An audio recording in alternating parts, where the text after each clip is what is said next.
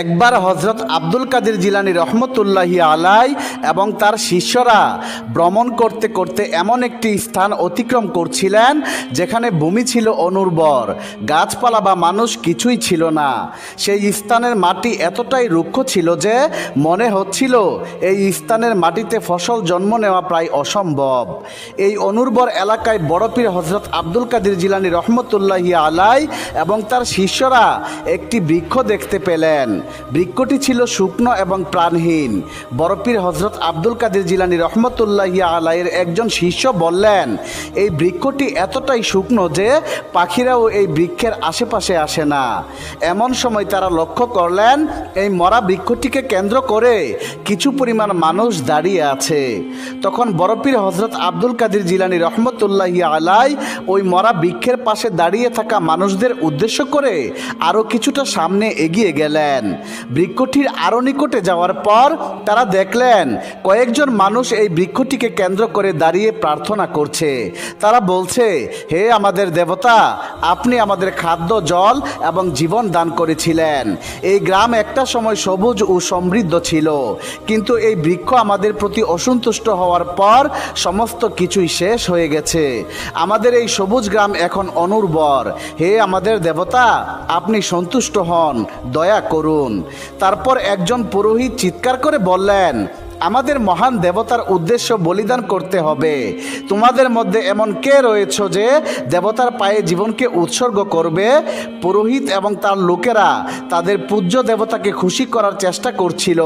তারা আশা করছিল যে দেবতা আবারও তাদের প্রতি সন্তুষ্ট হবে এবং সব কিছুই আগের মতো হয়ে যাবে। বড় পীর হজরত আব্দুল কাদের জিলানী রহমতুল্লাহি আলাই এবং তার সঙ্গীরা এই অদ্ভুত দৃশ্য দেখছিলেন। তখন বড় পীরের একজন শিষ্য বললেন, এই সমস্ত লোকেরা এই মরা বৃক্ষটিকে এইভাবে সেজদা করছে কেন? আমার মনে হচ্ছে এই লোকেরা মুসলিম নয়। বড় পীর আব্দুল কাদের জিলানী রহমতুল্লাহি আলাই তখন শান্ত কণ্ঠে উত্তর দিলেন, এই লোকেরা হিন্দু ধর্মের অনুসারী। এরপর বড় পীর আব্দুল কাদের জিলানী রহমতুল্লাহি আলাই সেই পুরোহিতের কাছে গেলেন যিনি সবাইকে নেতৃত্ব দিচ্ছিলেন। বড় পীর আব্দুল কাদের জিলানী রহমতুল্লাহি আলাই পুরোহিতকে উদ্দেশ্য করে বললেন, আপনারা কারা এবং এই বৃক্ষটিকে এইভাবে সেজদা করছেন কেন? তখন পুরোহিত বড় পীর আব্দুল কাদের জিলানী রহমতুল্লাহি আলাইকে নিবিড়ভাবে পর্যবেক্ষণ করলেন। বড় পীরের শক্তিশালী চেহারা, উজ্জ্বল মুখ এবং সৌম্য চেহারা দেখে পুরোহিত বিস্মিত হলেন। বড় পীর আব্দুল কাদের জিলানী রহমতুল্লাহি আলাইয়ের শান্ত হাসি পুরোহিতের মনে একই সঙ্গে সম্মান এবং ভয়ের অনুভূতি সৃষ্টি করেছিল। পুরোহিত মনে মনে ভাবলেন, আমি ইতিপূর্বে এমন কাউকে দেখি নাই যিনি এতটা শক্তিশালী কিন্তু এত নম্র। পুরোহিত বুঝতে পেরেছিলেন এই ব্যক্তি কোনো সাধারণ মানুষ নয়। এরপর পুরোহিত শান্ত কণ্ঠে উত্তর দিলেন, আমরা বিশ্বাস করি এই বৃক্ষটি আমাদের রব। পূর্বে এই বৃক্ষ সবুজ এবং প্রাণবন্ত ছিল এবং এই বৃক্ষের কল্যাণে আমাদের এই গ্রাম উর্বর ছিল।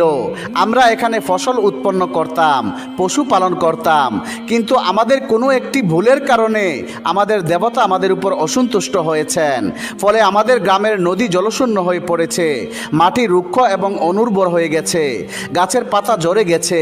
আমাদের পূর্বপুরুষরা বলে গেছেন, যদি গাছের পাতা ঝরে যায় তবে বুঝতে হবে দেবতা আমাদের উপর অসন্তুষ্ট হয়েছেন। আমরা আমাদের দেবতাকে শান্ত করার জন্য অনেক চেষ্টা করেছি, কিন্তু আমাদের দেবতা এখনও আমাদের উপর অসন্তুষ্ট রয়েছেন।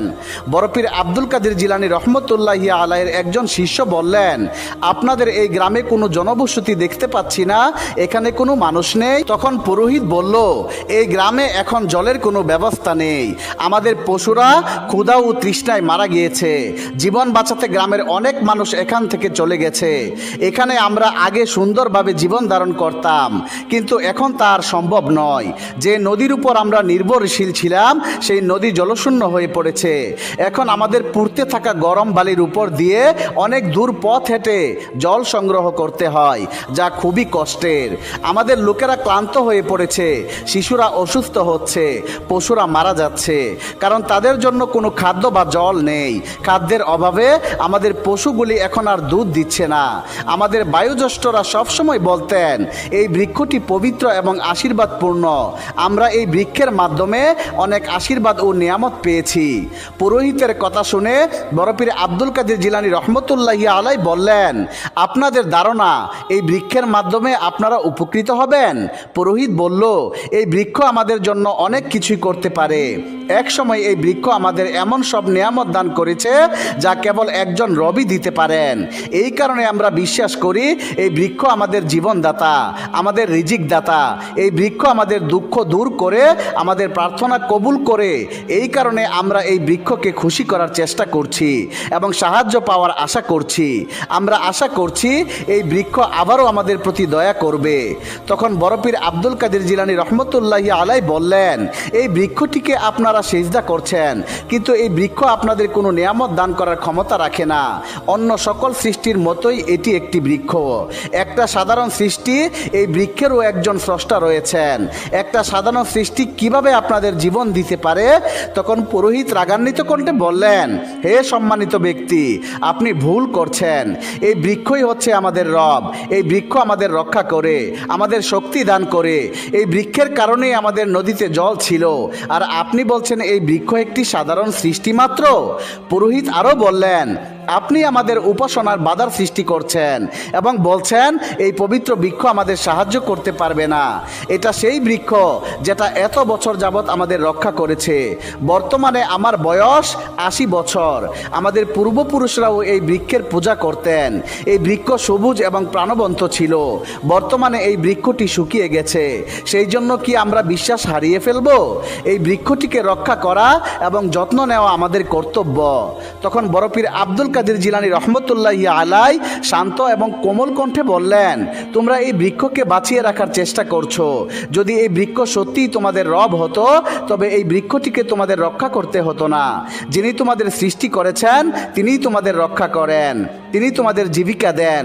তোমরা পথভ্রষ্ট হলে পথ দেখান। সৃষ্টিকর্তা কখনো এন্তেকাল করেন না। যে বস্তু নষ্ট হয়ে যায় বা মারা যায় সে কখনো রব হতে পারে না। এই কারণে তোমাদের উচিত সত্যিকারের রবের দিকে ফিরে আসা, যিনি সর্বদা ছিলেন, আছেন এবং থাকবেন।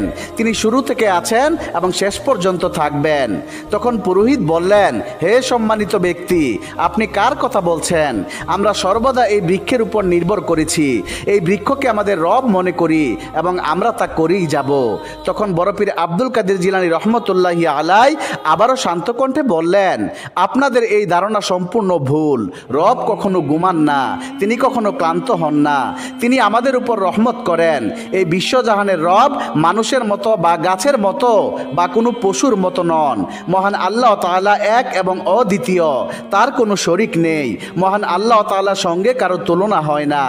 এই সমস্ত কথা বলে বড়পীর আব্দুল কাদের জিলানী রহমতুল্লাহি আলাই পুরোহিতকে বোঝানোর চেষ্টা করলো, কিন্তু পুরোহিত বড়পীরের কথা মানতে রাজি হলেন না। তিনি বললেন, আমরা কেবল এই বৃক্ষটিকে রব হিসাবে মান্য করব। এই বৃক্ষই হচ্ছে আমাদের রব। তখন বড়পীর বললেন, তবে আপনি এমন কাউকে আহ্বান করুন যিনি এই বৃক্ষের সঙ্গে কথা বলতে পারবেন। পুরোহিত বললেন, এমন ব্যক্তিকে আমরা কোথায় সন্ধান করব? আমি এই গ্রামের সবচেয়ে বয়স্ক এবং প্রজ্ঞাবান ব্যক্তি। এই বৃক্ষ আমার আহ্বানেও সাড়া দেয় নাই, তবে এই বৃক্ষ কার কথা শুনবে? তখন বড়পীর বললেন, যদি আমি এই বৃক্ষের সঙ্গে কথা বলি তবে কি আপনার কোনো আপত্তি আছে? পুরোহিত ইতিমধ্যেই বড়পীর আব্দুল কাদের জিলানী রহমতুল্লাহি আলাইয়ের উপর প্রচণ্ড বিরক্ত ছিলেন। তাই তিনি বললেন, আপনি কে? আপনার কথা আমাদের রব কেনই বা শুনবে? বড়পীর আব্দুল কাদের জিলানী রহমতুল্লাহি আলাই বললেন, আমি কে সেটা গুরুত্বপূর্ণ বিষয় নয়। আমাকে এই বৃক্ষটির সঙ্গে কথা বলতে দিন। সম্ভবত এই বৃক্ষটি আমার আহ্বানে সাড়া দেবে। তখন পুরোহিত বড়পীর আব্দুল কাদের জিলানী রহমতুল্লাহি আলাইকে থামানোর চেষ্টা করছিলেন, কিন্তু পুরোহিতের ক্লান্ত সঙ্গীরা বললেন, হে মহামান্য পুরোহিত, এই সম্মানিত ব্যক্তিকে চেষ্টা করতে দিন। আমরা তো অনেক চেষ্টা করেছি, এখন দেখা যাক উনি পারে কিনা। তখন বড়পীর আব্দুল কাদের জিলানী রহমতুল্লাহি আলাই বললেন, আমি মহান আল্লাহ তাআলার কাছে দোয়া করব। বড়পীর আব্দুল কাদের জিলানী রহমতুল্লাহি আলাইয়ের এই কথায় সবাই অবাক হয়ে ভাবল, দোয়া সে আবার কি জিনিস? বড়পীর আব্দুল কাদের জিলানী রহমতুল্লাহি আলাই দুহাত তুলে দোয়া করে বললেন, হে বিশ্বজাহানের রব, আপনার ফাইসালা সর্বত্র কার্যকর। আপনি সকল সীমার ঊর্ধ্বে, আপনার কোনো সীমা নেই। হে বিশ্বজাহানের রব,